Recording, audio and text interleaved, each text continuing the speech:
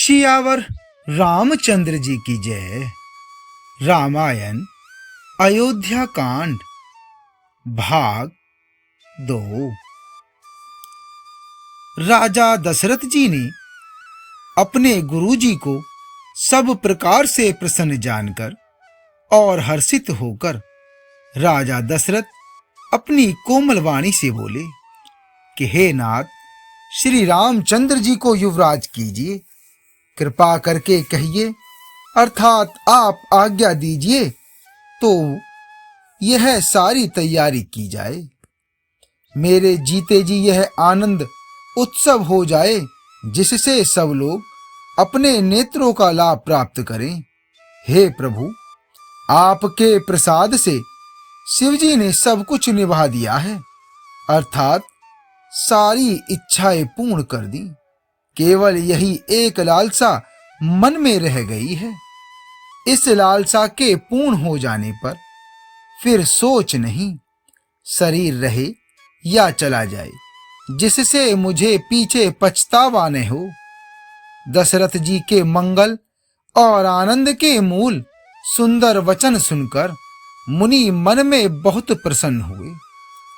श्री वशिष्ठ जी ने कहा कि हे राजन, सुनिए, जिनसे विमुख होकर लोग पछताते हैं और जिनके भजन बिना जी की जलन नहीं जाती, वही स्वामी सर्वलोक महेश्वर श्री राम जी आपके पुत्र हुए हैं, जो पवित्र प्रेम के अनुगामी हैं।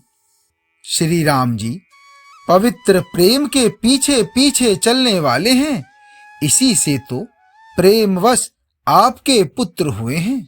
हे राजन, अब देर न कीजिए, शीघ्र सब सामान सजाइए। शुभ दिन और सुंदर मंगल तभी है जब श्री रामचंद्र जी युवराज हो जाएं, अर्थात उनके अभिषेक के लिए सभी दिन शुभ और मंगलमय हैं। राजा आनंदित होकर महल में आए और उन्होंने सेवकों को तथा मंत्री सुमंत्र को बुलवाया। उन लोगों ने जय जीव कहकर सिर नवाए। तब राजा ने सुंदर मंगलमय वचन श्री राम जी को युवराज पद देने का प्रस्ताव सुनाया और कहा कि यदि पंचों को, आप सबको यह मत अच्छा लगे तो हृदय में हर्षित होकर आप लोग श्री रामचंद्र जी का राज तिलक कीजिए। इस प्रिय वाणी को सुनते ही मंत्री ऐसे आनंदित हुए मानो उनके मनोरथ रूपी पौधे पर पानी पड़ गया हो। मंत्री हाथ जोड़कर विनती करते हैं कि हे जगतपति, आप करोड़ों वर्ष जिए। सबसे पहले आपने जगत भर का मंगल करने वाला भला काम सोचा है। हे नाथ, शीघ्रता कीजिए, देर न लगाइए। मंत्रियों की सुंदर वाणी सुनकर राजा को ऐसा आनंद हुआ मानो बढ़ती हुई बेल सुंदर डाली का सहारा पा गई हो। कहे ओ भूप मुनिराज कर, जोई जोई आयसु होई। राम राज अभिषेक हित, बेगी करहु सोई सोई। राजा ने कहा, श्री रामचंद्र जी के राज्याभिषेक के लिए मुनिराज वशिष्ठ जी की जो जो आज्ञा हो, आप लोग वही सब पूर्ण करें। मुनिराज ने हर्षित होकर कोमल वाणी से कहा कि संपूर्ण श्रेष्ठ तीर्थों का जल ले आएं। फिर उन्होंने औषधि, मूल, फूल, फल और पत्र आदि अनेकों मांगलिक वस्तुओं के नाम गिनकर बताए। चंवर, मृग चर्म, बहुत प्रकार के वस्त्र, असंख्यों जातियों के ऊनी और रेशमी कपड़े, नाना प्रकार की मणियां, रत्न तथा और भी बहुत सी मंगल वस्तुएं जो जगत में राज्याभिषेक के योग्य होती हैं, सबको मंगाने की उन्होंने आज्ञा दी।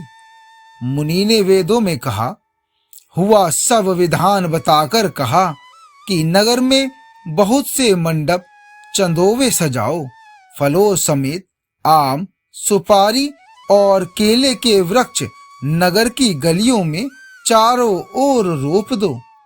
सुंदर मणियों के मनोहर चौक पुरवाओ और बाजार को तुरंत सजाने के लिए कह दो। श्री गणेश जी, गुरु और कुल देवता की पूजा करो और भूदेव ब्राह्मणों की सब प्रकार से सेवा करो। ध्वजा, पताका, तोरण, कलश, घोड़े, रथ और हाथी सबको सजाओ। हे मुनि श्रेष्ठ, वशिष्ठ जी के वचनों को सिरोधार्य करके सब लोग अपने अपने काम में लग गए। मुनीश्वर ने जिसको जिस काम के लिए आज्ञा दी, उसने वह काम इतनी शीघ्रता से कर डाला कि मानो पहले से ही कर रखा था। राजा, ब्राह्मण, साधु और देवताओं को पूज रहे हैं और श्री रामचंद्र जी के लिए सब मंगल कार्य कर रहे हैं। श्री रामचंद्र जी के राज्याभिषेक की सुहावनी खबर सुनते ही श्री रामचंद्र जी के राज्याभिषेक की सुहावना संदेश सुनते ही अवध भर में बड़ी धूम से बधावे बजने लगे। श्री रामचंद्र जी और सीता जी के शरीर में भी शुभ शकुन सूचित हुए। उनके सुंदर मंगल अंग फड़कने लगे। पुलकित होकर वे दोनों प्रेम सहित एक दूसरे से कहते हैं कि ये सब शकुन भरत के आने की सूचना देने वाले हैं। उनको मामा के घर गए बहुत दिन हो गए, बहुत ही अवसेर आ रही है। बार बार उनसे मिलने की मन में आती है। शकुनों से प्रिय भरत के मिलने का विश्वास होता है और भरत के समान जगत में हमें कौन प्यारा है। शकुन का बस यही फल है, दूसरा नहीं। श्री रामचंद्र जी को अपने भाई भरत का दिन रात ऐसा सोच रहता है जैसा कछुए का हृदय अंडों में रहता है। इसी समय यह परम मंगल समाचार सुनकर सारा रनिवास हर्षित हो उठा, जैसे चंद्रमा को बढ़ते देखकर समुद्र में लहरों का विलास आनंदित शोभित होता है। सबसे पहले रनिवास में जाकर जिन्होंने ये वचन सुनाए, उन्होंने बहुत से आभूषण और वस्त्र पाए। रानियों का शरीर प्रेम से पुलकित हो उठा और मन प्रेम में मग्न हो गया।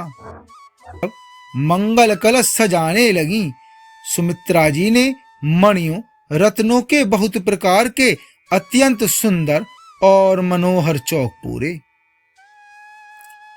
आनंद में मग्न हुई श्री रामचंद्र जी की माता कौशल्या जी ने ब्राह्मणों को बुलाकर बहुत दान दिए। उन्होंने ग्राम देवियों, देवताओं और नागों की पूजा की और फिर बलि भेंट देने को कहा, अर्थात कार्य सिद्ध होने पर फिर पूजा करने की मनोती मानी और प्रार्थना की कि जिस प्रकार से श्री रामचंद्र जी का कल्याण हो, दया करके वही वरदान दीजिए।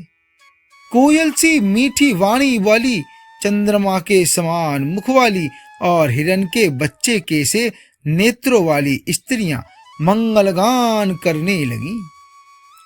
राम राज अभिषेक सुनी हिय हर से नर नारी, लगे सुमंगल सजन सब विधि अनुकूल विचारी। श्री रामचंद्र जी का राज्याभिषेक सुनकर सभी स्त्री पुरुष हृदय में हर्षित हो उठे और विधाता को अपने अनुकूल समझकर सब सुंदर मंगल साज सजाने लगे। तब राजा ने वशिष्ठ जी को बुलाया और शिक्षा समयोचित उपदेश देने के लिए श्री रामचंद्र जी के महल में भेजा। गुरु का आगमन सुनते ही श्री रघुनाथ जी ने द्वार पर आकर उनके चरणों में मस्तक नवाया आदर पूर्वक अर्घ्य देकर उन्हें घर में लाए और षोडशोपचार से पूजा करके उनका सम्मान किया। आगे का भाग 3 में। जय श्री राम।